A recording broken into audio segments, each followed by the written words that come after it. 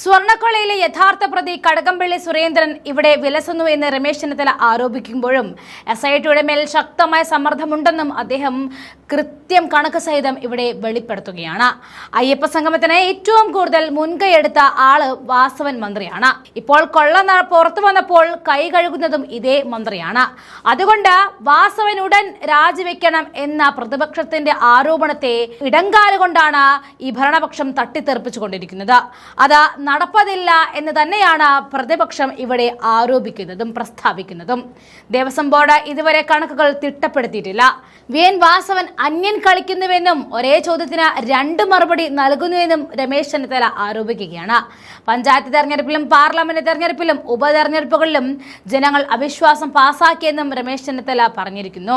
ഞങ്ങൾ അവിശ്വാസം കൊണ്ടുവന്നാൽ മുഖ്യമന്ത്രി എഴുതിക്കൊണ്ടുവന്ന 2 മണിക്കൂർ പ്രസംഗം കേൾക്കേണ്ടി വരും. അത് ഞങ്ങൾക്ക് കേൾക്കാൻ താല്പര്യമില്ല എന്നും മനസ്സതിന് വെക്കുന്നില്ല എന്നും രമേശ് ചെന്നിത്തല പറയുകയാണ്. P രാജീവിന് ഈയിടെയായിട്ട് സ്ഥലകാല വിഭ്രാന്തിയാണെന്നും അദ്ദേഹം കുറ്റപ്പെടുത്തി. ഇന്ന് 15ാം നിയമസഭയുടെ അവസാന ദിവസമായിരുന്നു. ഇനിയൊരു LDF സർക്കാർ സ്വപ്നം കാണേണ്ട എന്ന് തന്നെയാണ് ഈ അവസാന നിമിഷവും നിങ്ങളോട് പറയാനുള്ളത്. നിയമസഭയുടെ അവസാന കാലഘട്ടത്തിൽ രാജീവിനും MP രാജേഷിനും ഉൾപ്പെടെയുള്ള മന്ത്രിമാർക്ക് 8ന്റെ പണിയും 16ന്റെ പണിയും മാറി മാറി കിട്ടി എന്നതാണ് ഏറ്റവും വലിയ പ്രത്യേകത. നമുക്ക് രമേശ് ചെന്നിത്തലയുടെ ആ പ്രതികരണത്തിലേക്ക് പോകാം.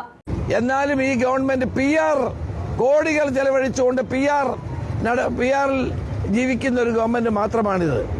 ഞങ്ങൾ ഉന്നയിച്ച ആവശ്യങ്ങൾ ന്യായമല്ലേ?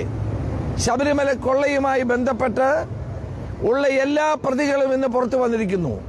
ഏറ്റവും അവസാനം പത്മകുമാർ ഏതാനും ദിവസങ്ങൾക്കകം പുറത്തു വരുമെന്നാണ് വാർത്ത.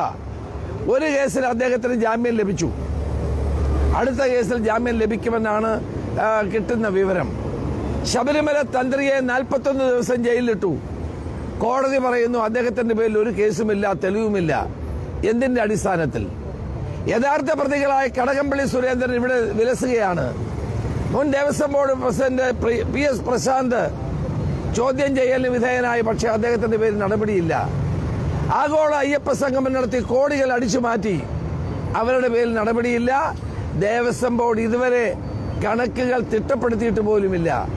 അപ്പോൾ നടക്കുന്ന ഈ കൊള്ളകളും സ്വർണ്ണക്കൊള്ളയും ഒരു എല്ലാ കാര്യത്തിലും ഗവൺമെന്റ് കള്ളക്കളി കളിക്കുകയാണ്. SITയുടെ മേൽ ശക്തമായ സമ്മർദ്ദമാണ്. മുഖ്യമന്ത്രിയും മുഖ്യമന്ത്രിയുടെ ഓഫീസും അവരുടെ പുറത്ത് നടത്തുന്ന സമ്മർദ്ദം കൊണ്ട് SITയുടെ പ്രവർത്തനം ഇന്ന് നിലച്ചിരിക്കുകയാണ്. SIT ഇപ്പോൾ പ്രവർത്തിക്കുന്നില്ല. ഗവൺമെന്റിന് അനുകൂലമായി മാത്രം റിപ്പോർട്ട് കൊടുക്കുന്ന ഒരു വസ്തുത ഇന്ന് ജനങ്ങൾക്ക് ബോധ്യപ്പെട്ടിരിക്കുന്ന കാര്യമാണ്. അതുകൊണ്ടാണ് ഞങ്ങൾ ദേവസ്വം ബോർഡ് മന്ത്രി രാജിവെക്കണം. അയ്യപ്പ സംഗമത്തിന് ഏറ്റവും കൂടുതൽ മുൻകൈ എടുത്തത് വാസവനായിരുന്നു. ഇപ്പോൾ ഈ കൊള്ള പുറത്തു വന്നപ്പോൾ വാസവൻ കൈകഴുകുകയാണ്, ബോർഡാണെന്ന് പറയുന്നു. എല്ലാവരെയും പോയി വിളിച്ചത് അദ്ദേഹമാണ്. സ്പോൺസർമാരെ കണ്ടെത്തിയത് വാസവനാണ്.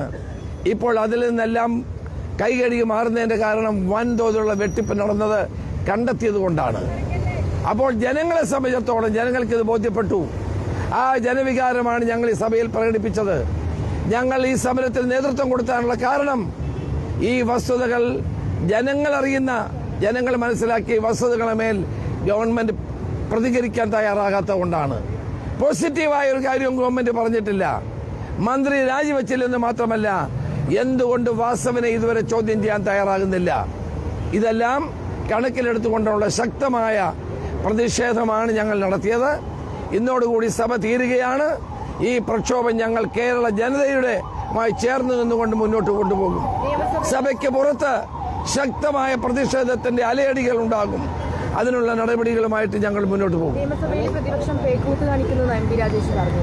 പേക്കൂത്ത് ആരാ കാണിക്കുന്നത്? ജനങ്ങൾ കണ്ടുകൊണ്ടിരിക്കുകയാണ്. ആ മറുപടി ജനങ്ങൾ നൽകിക്കോളും. ഈ കേരള ബാങ്ക് നൽകിയ 2 കോടി രൂപ സ്പോൺസർഷിപ്പ് ആണ് എന്നാണ് ദേവസ്വം മന്ത്രി എന്ന നിലയിൽ VN വാസവൻ നിയമസഭയിൽ വന്ന ചോദ്യത്തിന് മറുപടി പറഞ്ഞത്. അതേ VN വാസവൻ സഹകരണ മന്ത്രി എന്ന നിലയിൽ നേരിട്ട ചോദ്യത്തിന് അത് സ്പോൺസർഷിപ്പ് അല്ല എന്നാണ് പറയുന്നത്. അതായത് ഒരേയാൾ അതെ, തീർച്ചയായിട്ടും. ഇന്നലെ അദ്ദേഹം മാറി മാറി പറയുകയാണ്. അന്യനാണ് മാറി മാറി പറയുകയാണ്. 2 കോടി രൂപ കേരള ബാങ്ക് കൊടുത്തെന്ന് ആദ്യം പറയുന്നു, ഇപ്പോൾ പറയുന്നു കൊടുത്തിട്ടില്ലെന്ന് പറഞ്ഞു. ആരെയാ വിശ്വസിക്കേണ്ടത്? അപ്പോൾ ഇതെല്ലാം ഈ വൻതോതിലുള്ള സാമ്പത്തിക ക്രമക്കേട് നടത്തിയിട്ട് വാസവൻ അവിടെ കയ്യും കെട്ടി നോക്കിയിരിക്കും. ഒരക്ഷരം വാസവൻ പറഞ്ഞില്ലല്ലോ. ഞങ്ങൾ ഇത്രയും അദ്ദേഹത്തിന്റെ രാജി ആവശ്യപ്പെട്ടിട്ടും വാസവൻ സഭയിൽ എഴുന്നേറ്റ് ഒരു വാക്ക് പറയാൻ തയ്യാറായിട്ടില്ല. അഴിമതിയും കൊള്ളയും നടത്തുന്ന ഗവൺമെന്റാണിത്. ഈ സർക്കാരിനെതിരെയുള്ള പോരാട്ടം ജനങ്ങളെ അണിനിരത്തിക്കൊണ്ട് ഞങ്ങൾ സഭയുടെ പുറത്ത് നടത്തും. അഴിമതി ആരോപണം ഉന്നയിക്കാൻ കഴിഞ്ഞില്ല, എന്തുകൊണ്ടൊരു അവിശ്വാസം പ്രതിപക്ഷം കൊണ്ടുവരുന്നില്ല എന്നാണ് വെല്ലുവിളിച്ചത്. അല്ല, എല്ലാ മന്ത്രിമാരുടെയും പേരിൽ ഞങ്ങൾക്ക് അവിശ്വാസം തന്നെയാണ്. കേരളത്തിലെ ജനങ്ങൾക്കറിയാം ഈ മന്ത്രിമാർ ഓരോരുത്തരും അഴിമതിക്കാരാണ്, ഈ സർക്കാർ അഴിമതിക്കാരാണെന്ന് ജനങ്ങൾക്ക് ബോധ്യപ്പെട്ടുകൊണ്ടാണല്ലോ എല്ലാ തെരഞ്ഞെടുപ്പിലും ജനങ്ങൾ ഇവരെ തള്ളിക്കളയുന്നത്, ജനങ്ങൾ ഇവരെ പുച്ഛിച്ച് തള്ളിക്കളയുന്നത്. ഒരു തെരഞ്ഞെടുപ്പിൽ പോലും ജനങ്ങൾ പിന്തുണ നൽകാത്തതിന്റെ കാരണം മനസ്സിലാക്കാതെ ഇരിക്കുന്ന ഒരു ഗവൺമെന്റാണ്. ഞങ്ങൾ പ്രത്യേകിച്ച് അവിശ്വാസ പ്രമേയം അവതരിപ്പിക്കേണ്ട കാര്യമില്ല. കേരള ജനത പഞ്ചായത്ത് തെരഞ്ഞെടുപ്പിലും പാർലമെന്റ് തെരഞ്ഞെടുപ്പിലും ഉപതെരഞ്ഞെടുപ്പിലും ഈ സർക്കാരിനെതിരെ അവിശ്വാസം പാസ്സാക്കിയിട്ടുള്ളതാണ്.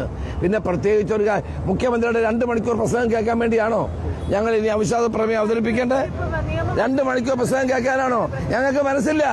ജനങ്ങൾ അവിശ്വാസ പ്രമേയം പാസ്സാക്കിയിട്ടുണ്ട്. ഇതൊരു കെയർ ടേക്കർ ഗവൺമെന്റാണ്.